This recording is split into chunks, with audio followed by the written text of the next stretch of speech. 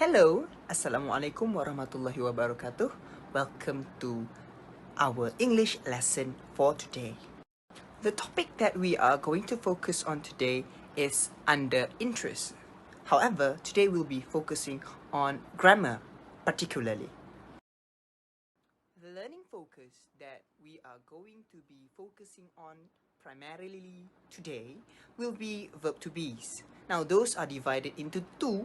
One is affirmative and the other is negative.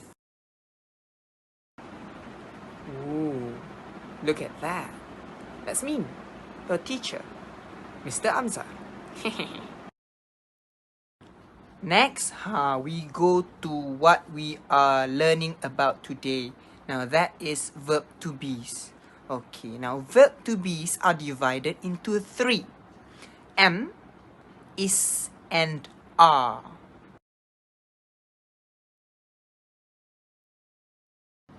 So, what is verb to be's? Apa maksud verb to be ni? Apa benda dia? Okay, verb to be's are auxiliary verbs. Okay, macam yang kita tahu, verbs adalah kata kerja. Tapi dia bukan kata kerja yang menunjukkan perbuatan. Sebaliknya, verb to be ni kata kerja bantuan. Okay?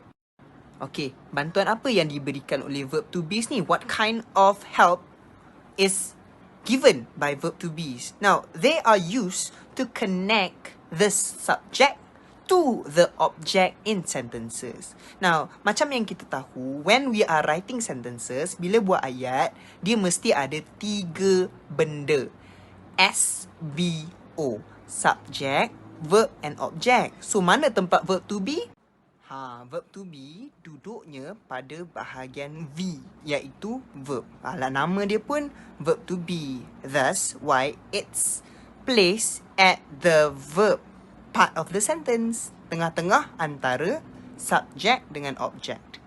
In the middle between subject and object. Kerja dia apa? What is the function of verb to be?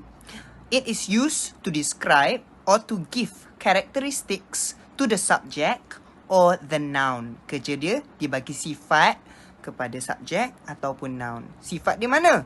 Objek tu lah sifat dia. Okay? Now, let's take a look at some examples which shows how the verb or the verb to be connects the subject to the object. Example number 1. Anna is a girl. Now here, Anna is the subject. Anna tu noun, tapi kita letak dia pada bahagian subject. Is tu verb, to be, kita letak pada bahagian verb. A girl tu ada dua. Satu article a, satu lagi noun girl. Kita letak pada bahagian objek. Dia cakap pasal Anna tu. So, apa maksud ayat tu? Maksudnya adalah Anna seorang budak perempuan. Sifat Anna adalah sifat budak perempuan. So, is tu dia bagi sifat kepada Anna tu. Menggunakan objek. A girl. Okay. Now, the verb to be is used to describe the subject Anna with the object a girl. Faham tak?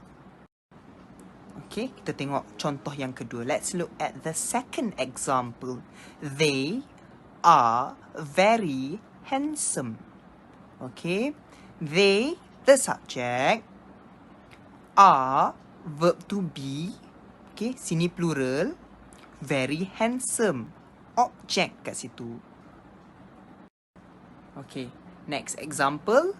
The bear is a big animal. Mana subjek ayat tu? The bear subject. Verb dia mana verb dia? Is. Is tu verb apa? Yes, verb to be. Next, objek dia mana objek? A big animal. Itu objek dia. So, apa sifat beruang tu? Apa sifat bear? Big animal, besar. Aside from that, The use of verb to be's are also to connect with continuous verb. Dia juga boleh disambung dengan verb yang menunjukkan perbuatan yang sedang berlaku. And this is used to show something that is happening. Dia menunjukkan benda yang sedang berlaku. Macam yang tadi saya cakap lah. Okay, sekejap kita tengok contoh example. Oh, cop. Sorry, lupa. Apa maksud continuous verb ni? Continuous verb ni adalah verb yang menunjukkan perkara yang sedang berlaku. Tadi dah cakap kan? Macam mana nak tahu dia verb continuous? How do we know it is a continuous verb? Now, continuous verb is shown by an action verb plus ing. Example, play plus ing jadi playing. So, let's look at one example. Syafiq is playing football. Ada verb to be tak dalam ayat tu? Ada kan? Apa? Mana verb to be dia? Yes, is. Okay. Syafiq tu adalah subjek. Playing football adalah objek. Playing tu ada dua perkataan. Satu play action verb tambah ing. So, verb continuous. And football. Dia akan jadi objek guys. Syafiq is playing football. Apa maksud ayat tu? Syafiq sedang main bola. Next, the girls are debating in the hall. Okay, subjek dia, the girls are debating adalah verb. Ada verb to be are dengan debating continuous verb. Debate action verb ing, so dia jadi debating dekat situ continuous verb. In the hall object, so dia jadi SVO. The girls are debating in the hall. Maksudnya, budak-budak perempuan itu sedang berdebat di dalam dewan.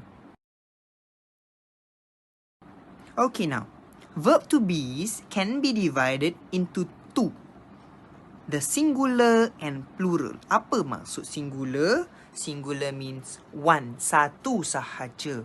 Plural, what is the meaning of plural? More than one, lebih daripada satu.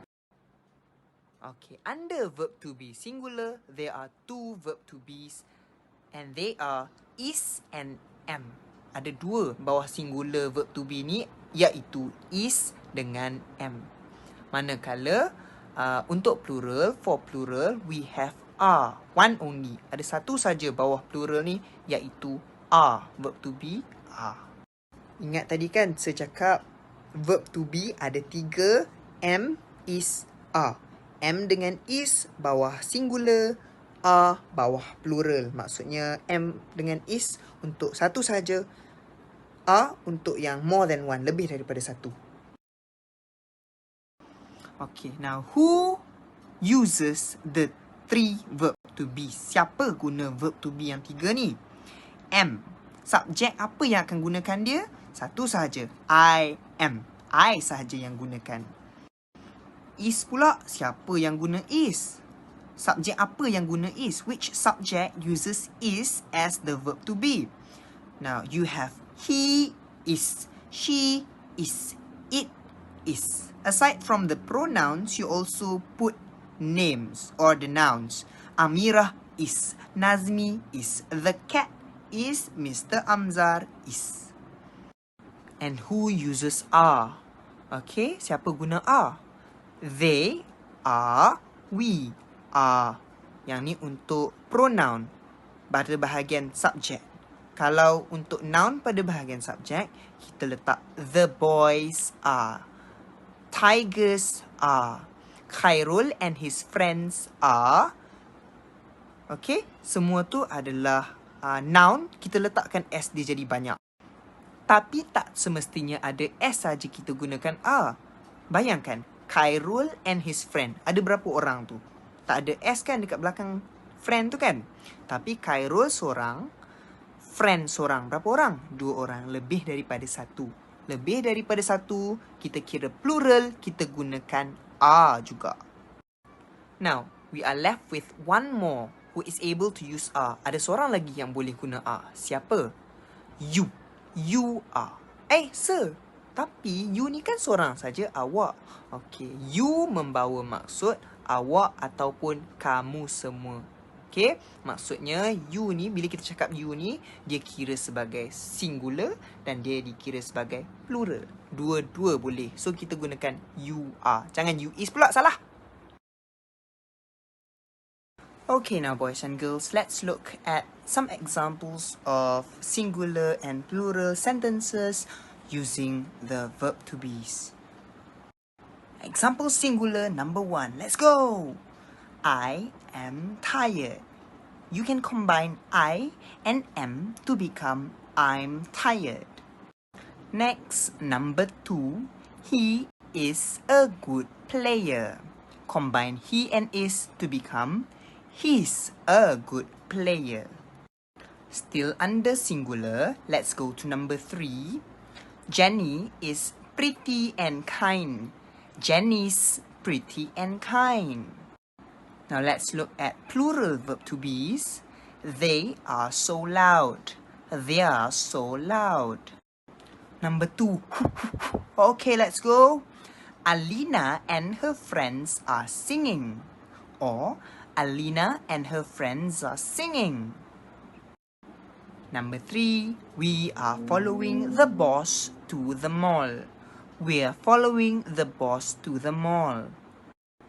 You are so beautiful. You are so beautiful. Now remember, when you combine the subject and the verb to be, you need to put apostrophe ataupun kena letak koma dekat atas tu kalau kita gabungkan subject dengan verb to be.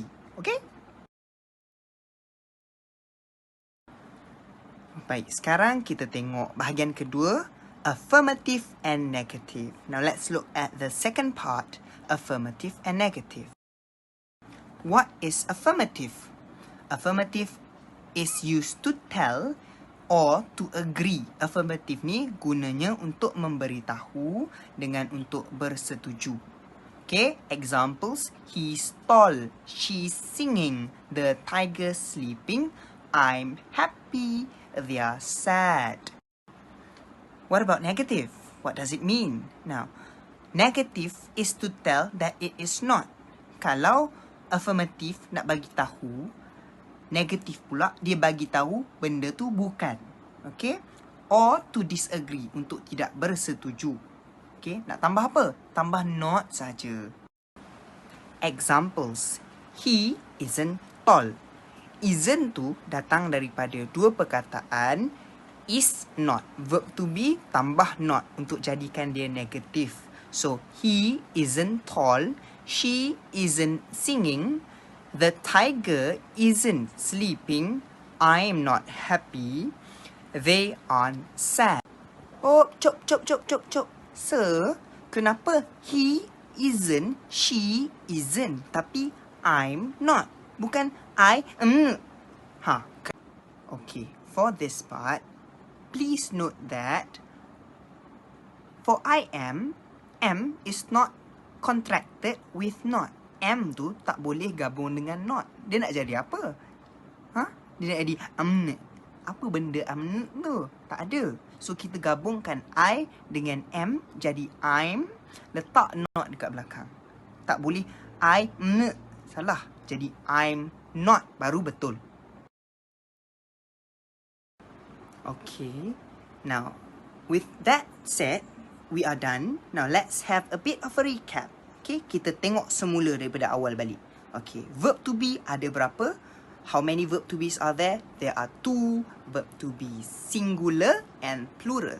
Bahagian singular verb to be ada 2. There are 2 verb to be singular, am and is. Whereas for plural verb to be's, there is are.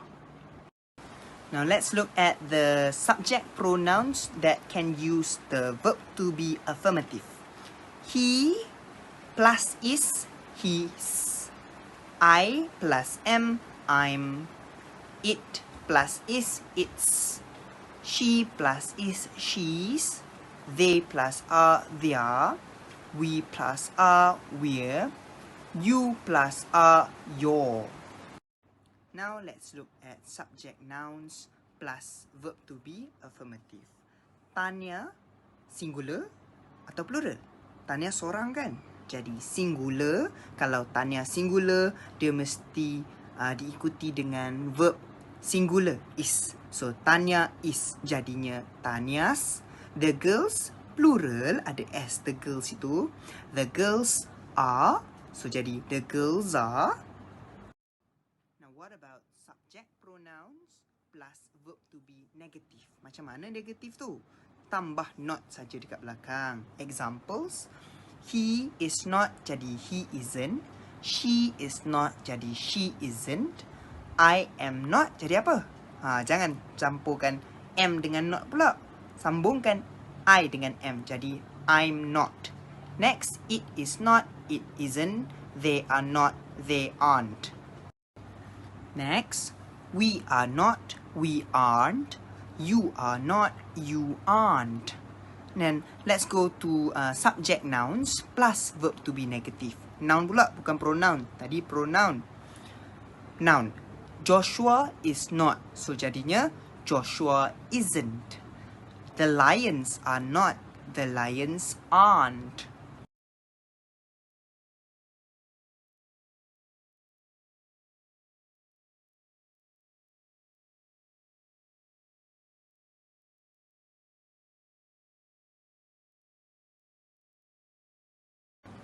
Now, let's try to do some exercises.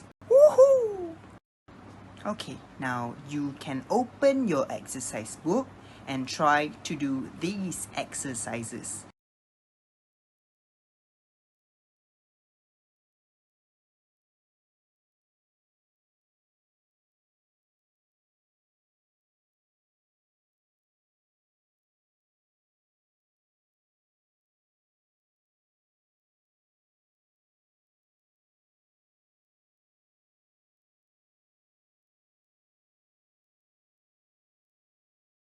Wow, awesome work. Good job, everybody. Now let's go to the next exercise.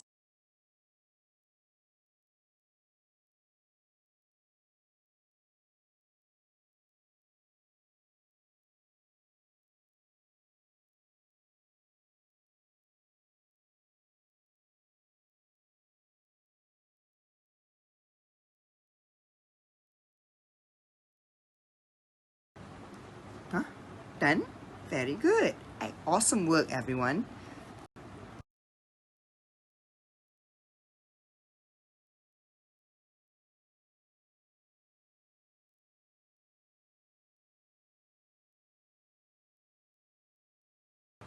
So, that is all for today. We have come to the end of our English lesson for today. We'll see you next week, lovebirds. Bye!